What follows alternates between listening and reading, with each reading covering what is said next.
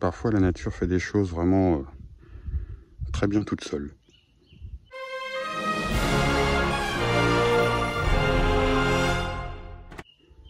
Cet arbre est magnifique. Vous le voyez pas comme moi je le vois, mais il est magnifique.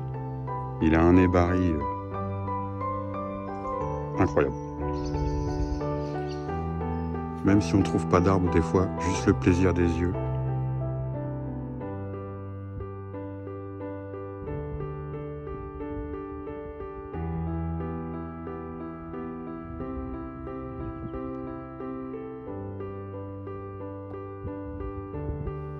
Je plains ceux qui sont en appartement et qui ne peuvent pas avoir ce genre de vue quotidiennement. Il est magnifique.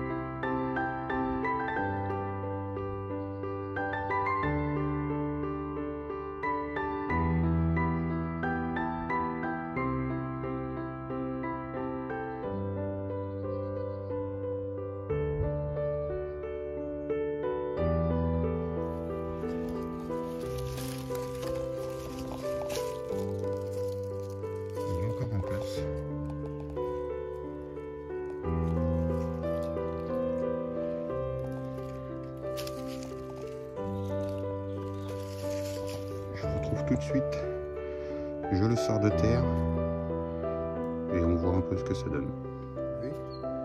Je vous ai pas mis le prélèvement en vidéo car il était bien enraciné, il y avait un gros pivot, donc j'ai un petit peu bavé pour le sortir, mais je suis assez content. Le nez-barré est un début de nez-barré qui est assez sympa, donc il a un nez-barré qui fait bien entre 5 et 8 cm de diamètre. Donc je suis assez content. Donc il faut savoir aussi que quand vous prélevez un arbre en forêt, sur un talus, n'importe où, la chose importante c'est de conserver le terreau qui est pris dans les racines. Il faut absolument le conserver, ne pas nettoyer le pain racinaire, ne pas le nettoyer. Le rempoter, le mettre en bac de culture avec son substrat d'origine, de là où vous l'avez prélevé, simplement pour favoriser le développement des mycorhizes. C'est simplement pour ça. Et bien évidemment, demander autorisation là où vous allez le prélever, même chez un voisin ou sur un talus, n'importe où. Il faut demander autorisation. Même si c'est verbal, mais une petite autorisation verbale, histoire d'être sûr que vous pouvez le prendre. Merci à tous les abonnés encore sur la chaîne. Vous êtes plus de 400 maintenant. J'aurais jamais pensé arriver à un chiffre pareil. Pourvu que ça dure.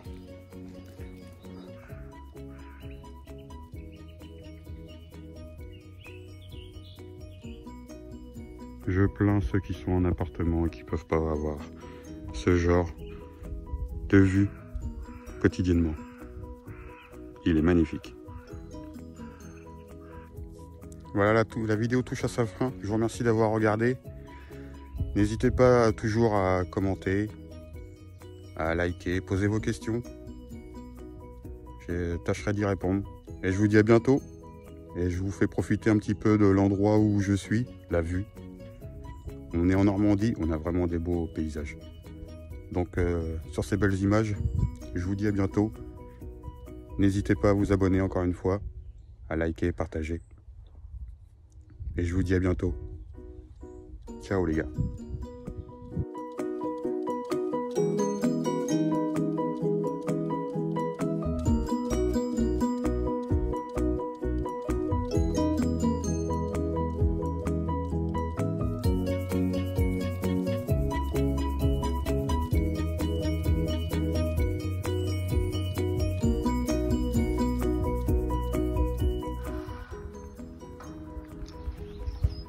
Donc voilà, je vais les mettre dans ce type de bac de culture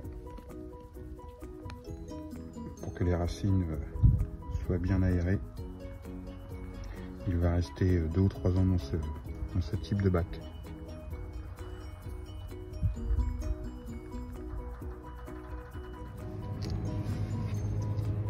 Donc voilà, l'arbre a été rempoté. On peut voir que j'ai mis de la... Je lui ai fait une coupe drastique ici. Donc je lui ai mis de la pâte pour la cicatrisation. J'en ai mis un peu aussi ici. Donc on peut voir un peu la largeur du nébari. Enfin, pour l'instant, qui n'est pas encore trop en nébari. Les racines, je les ai laissées en dessous. Je les ai placées en dessous pour qu'ils se refassent une santé. Voilà ce que ça peut donner. Je lui ai laissé exprès cette branche où il y a des bourgeons terminaux dessus qui va servir à favoriser, va servir de tire-sève pour l'inciter à refaire des bourgeons un peu plus bas. Donc voilà, je pense que dans le temps sa face sera comme ceci. On voit pas trop sur la vidéo, mais la courbe est assez sympa. Je pense que dans le temps il se trouvera réduit dans ses hauteurs, enfin ici. Voilà. La pâte de cicatrisation, j'utilise du baume Pelleton. C'est ce que les producteurs d'arbres fruitiers utilisent souvent. Ça cicatrise très bien. La pâte va durcir, elle va croûter et il va cicatriser tranquillement.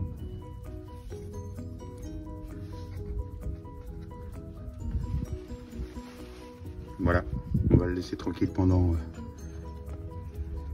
quelques temps. Je commencerai à l'engraisser à partir de avril.